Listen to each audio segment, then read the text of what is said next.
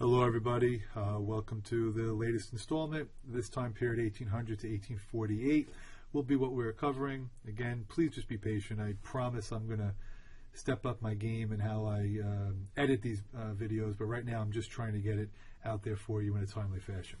So for 1800 to 1848, we are going to start with the election of Thomas Jefferson, and Thomas Jefferson's most noteworthy achievement will be the Louisiana Purchase. Following that, you will see the War of 1812. At the conclusion of the War of 1812, America will enter the era of good feelings, in which there was only one political party. After that, or really concurrent to that, we're going to see the development of the market economy, or the market revolution, when we start making goods in factories. And we will conclude this time period, well, I should say the era of good feelings will end with the 1824 election, that is the corrupt bargain, and conclude with the age of Jackson, which is who I intend to teach you about tomorrow, on Thursday. So let's start with this Louisiana Purchase, just to give you a visual of the area that we acquired. And as you can see, more than doubled the size of the original United States. The constitutional predicament here is that Jefferson did not specifically have the power to make this purchase in the Constitution, so he is going to interpret it loosely. However, when Hamilton was creating his bank, that's when Jefferson was a strict interpreter. Clearly, I need to get a better pen, and I will do so hopefully soon. All right. Now, at the beginning of the second term of Jefferson's presidency, you are going to hear about the problem of impressment. And this is when nations were picking on the new guy. The United States was a brand new young country, and they were kidnapping our sailors, forcing them to work on their ships.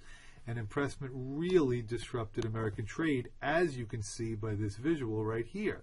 The 1807-1808 year is going to be very significant to this, because Jefferson's response to the impressment was to sign the Embargo Act, and the Embargo Act limited all American trade. So initially, for our economy, this is going to be detrimental, but in the long term, American manufacturing will be forced to increase. So the Embargo Act leads to, in a short term, negative impact on the economy, long term, manufacturing on the rise. And I will do everything else about the War of 1812 when we get to the foreign policy unit. Now, Henry Clay, look, he should have been on my tie today. I hope you guys all understand how devastating it was to me that he wasn't. Henry Clay is arguably the most influential American to never be president. And Henry Clay, from the state of Kentucky, devised a system called the American system. And the American system had three parts to it. By the way, I have no idea how I just did that to the box, but it looks really cool. The first thing the American system did was it called for internal improvements, or infrastructure. Let's build roads and bridges and canals. They did build the National Road. National Road went from Virginia to Maryland, which doesn't sound like a national road, but at that time it was a significant achievement. In addition to the internal improvements, he wants a protective tariff. He wants to build up American manufacturing by forcing or compelling people to buy American goods rather than foreign goods. And then third, he's just going to continue Alexander Hamilton's idea of having a national bank. So during this time period, you will see roads and canals and railroads being built, but you'll also see the federal government taking part in this agenda. This time period, politically, is called the era of good feelings. And the era of good feelings is when there was one political party. And I will explore this later when we do politics in the country, in the class.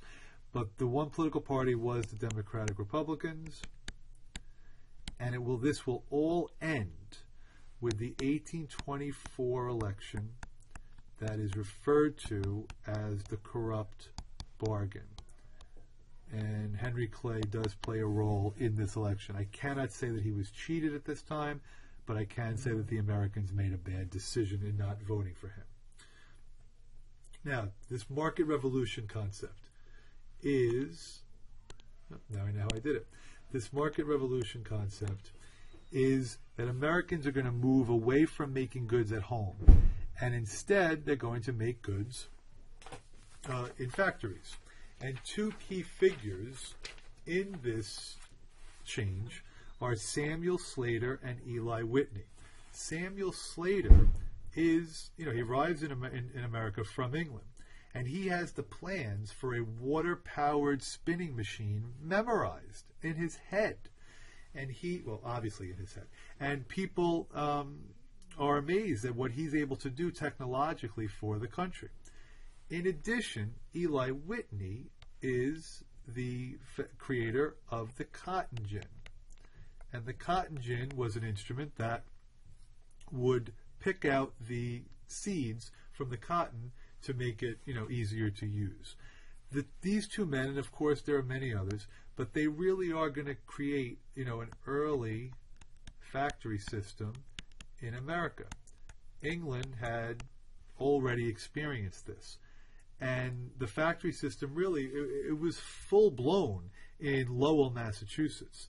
This was when they have the spinning and the weaving by power machines. They're putting everything under one roof. They're going from raw materials to finished textiles and clothing. And a lot of women were employed. And the young women lived on the grounds. And that became known as the Lowell system. I also want you to be familiar with the transportation revolution that took place during this time. As American factories and farms turned out more goods, businesses and legislatures are going to create faster and cheaper ways to get those products to the consumers. So you will see a massive system of canals and roads that are going to be connecting the eastern Atlantic coast to the middle part of the country. Please keep in mind that the Erie Canal, as an example, did connect the east to the west. We don't think of the Erie Canal as being anywhere near the west, but at that time, western Pennsylvania and Ohio, that was considered the west. Also, I mentioned that National Road. There will be a big debate on who should be paying for the National Road that we will talk about at a later time. And with the Erie Canal, it's also be useful for me to tell you that the governor, DeWitt Clinton, was very supportive of this effort. And in class, one other form of transportation that I failed to mention, and I should have put a picture up here as well, is the steamboat. And the steamboat was the work of Robert Fulton, the engineer who created the first one, the Claremont, in the United States. And both the states and the national government played a key role in developing these systems. Okay, so now we conclude with the Age of Jackson. And there's some men here, okay? The first one here is, this right here, is Andrew Jackson. These two men are rivals of his. This is Henry Clay. And this guy, and I'm sure you're laughing, I feel this is the picture that comes up on images. It's like the well-known picture of John C. Calhoun. Poor man. I probably didn't have a good day that day. But these three men are very key political figures during this time period of the Age of Jackson. Now, you will learn about Jacksonian democracy later on, but for the economic purposes, this is what I'd like you to know. There are two issues that Jackson is going to become very, very much involved in. One will be the tariff, and I should do that here, because the tariff, his controversy will be with John C. Calhoun. The second will be the bank war. You remember Henry Clay supported the bank, and Jackson has issues with that. So I'm going to teach this in class on Thursday, but it would not hurt if I gave you a brief overview now so that we could have better clarity in class, hence the definition of the flipped classroom. So let's start with the nullification of the Tariff of Abominations. The South called the Tariff of Abominations, and South Carolina in particular, which is where John C. Calhoun was from, was greatly opposed to this tariff. So they believed that they had the right to nullify the tariff, and nullify would be to cancel or to void it.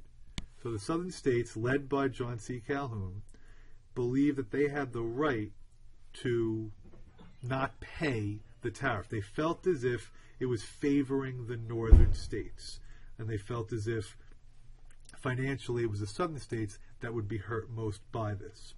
Well, the Tariff of Abomination controversy exists because Jackson threatens to use force. He passes the force bill, which will require the southern states to pay the tariff. And if they do not, he will use the military to make them do so. At this time, South Carolina could have seceded. But instead, who saved the day? You guessed it, Henry Clay. And what does Henry Clay do? He arranges a compromise tariff of 1833 in which the rate of the tariff will gradually go down. So if it started at, let's just say, 50%, then 1 year would go down to 40 and 35, thus preventing not only a huge showdown between Calhoun and Jackson, but also possibly the Civil War. Now, there's many more stories to this. I'm going to share the interesting ones with you in class. As far as the bank war is rather interesting.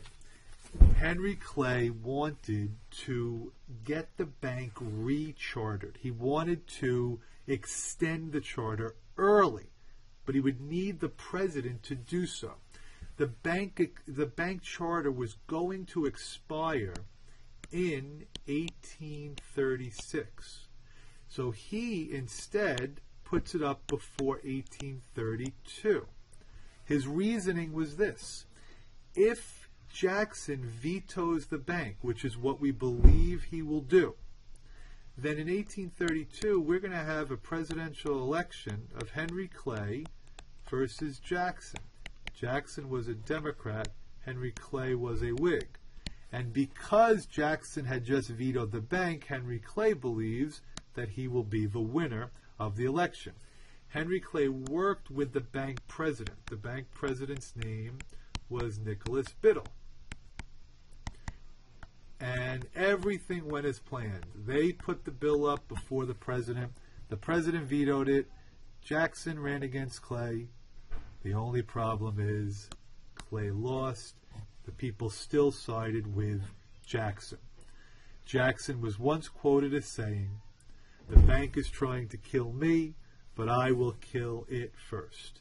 And this war between Jackson and Clay ends with Jackson not only vetoing the bank, but he also took the money out of the National Bank and put it into individual state banks.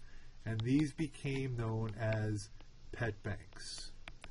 Some people conclude that this led to a panic, and that's something I will explain in class.